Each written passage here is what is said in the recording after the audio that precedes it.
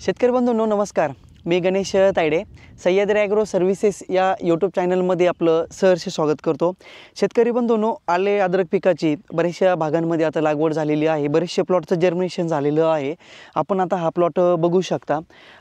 प्लॉटचं एकदम मस्त प्रकारे जे आहे का स्टंप वगैरे निघालेली आहे, जर्मिनेशन चांगल्या प्रकारे झालेलं आहे। तर सुरुवातीच्या अवस्थेमध्ये आपण काय कामकाज केलं पाहिजे त्या अनुषंगाने आजचा हा व्हिडिओ असणार आहे। त्याआधी तुम्ही जर चॅनलला नवीन असाल तर चॅनलला सबस्क्राईब करून घ्या आणि व्हिडिओ शेवटपर्यंत जरूर बघा।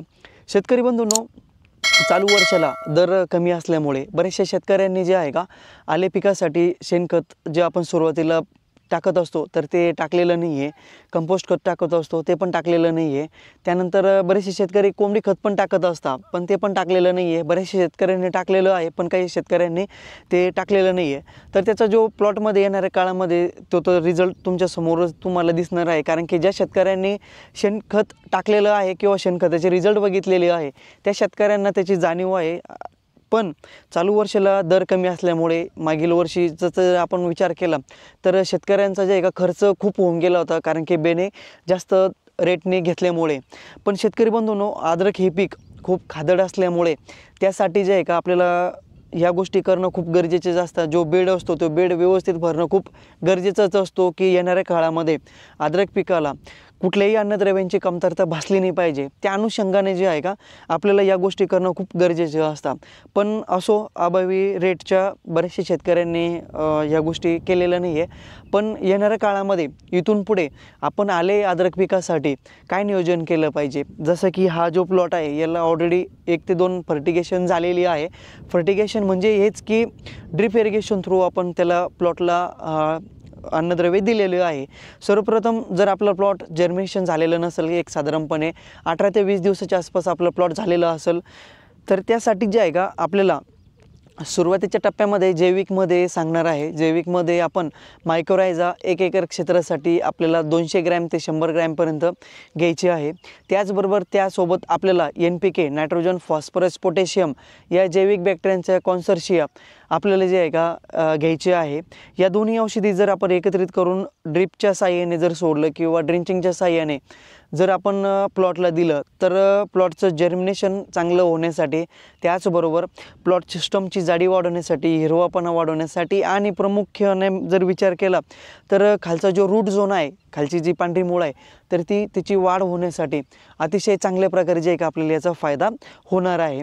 त्याचबरोबर आणखीन जे दुसरा डोस असणार आहे तो दुसरा डोस म्हणजे की आपल्या प्लॉटमध्ये आपल्याला प्रिव्हेंटिव्हमध्ये सड नियंत्रणेमध्ये आणायची आहे किंवा मग सड लागली नाही पाहिजे।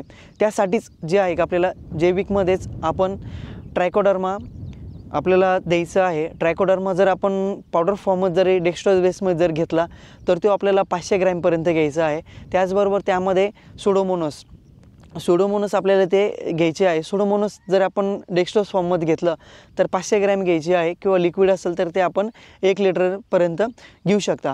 जर हे दोन्ही औषधींचे आपण ड्रिंचिंग किंवा ड्रिपच्या साहाय्याने जर दिलं तर जे जमिनीमधील जे बुरशीजन्य रोगापासून आपल्याला जे आहे का नियंत्रण मिळवण्यासाठी अतिशय चांगला जे आहे का त्याचा फायदा होत असतो।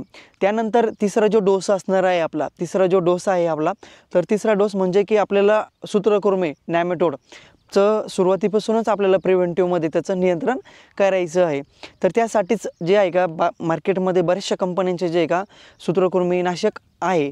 जर आपल्याला बॅक्टेरियामध्ये जर घ्यायचं असेल तर आपण त्यामध्ये पॅसिलोमायसिस नावाची जी बॅक्टेरिया असते तर तिचा आपल्याला जे आहे का वापर करायचा आहे। तिचा वापर करत असताना आपल्याला ड्रिप इरिगेशन थ्रू किंवा ड्रिंचिंगच्या साहाय्याने त्याचा वापर करायचा आहे। तर तो आपल्याला डेक्स्ट्रोज बेस असेल पावडर फॉर्ममध्ये तर ते 500 ग्रॅम ते 1 किलोपर्यंत घ्यायचं आहे। त्याचबरोबर जर लिक्विडमध्ये असेल तर आपल्याला 1 ते 2 लिटरपर्यंत आपल्याला ते घ्यायचं आहे। हा डोस जो आहे तो बॅक्टेरियापेक्षा जैविक NPKपेक्षा जे आहे का हा डोस मी जास्त सांगितलेला आहे। तेच की रूट झोन जास्त असल्यामुळे ते जमिनीमध्ये व्यवस्थित पसरलं पाहिजे आणि परफेक्ट जो डोस आहे तो प्लॉटला गेला पाहिजे।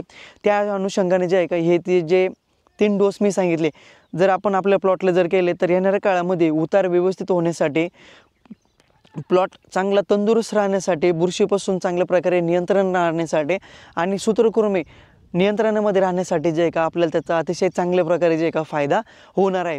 शेतकरी बंधूंनो, असेच इथून पुढे जे आहे का आपण वेगवेगळे जे आहे का शेतकऱ्यांसाठी जैविक असो किंवा रासायनिक असो वेगवेगळे व्हिडिओ आपण यूट्यूबवरती बनवणार आहोत। व्हिडिओ जरी आवडला असेल आपल्याला तर व्हिडिओला लाईक जरूर करा। चॅनलला जर नवीन असाल तर चॅनलला सबस्क्राईब करायला विसरू नका। धन्यवाद।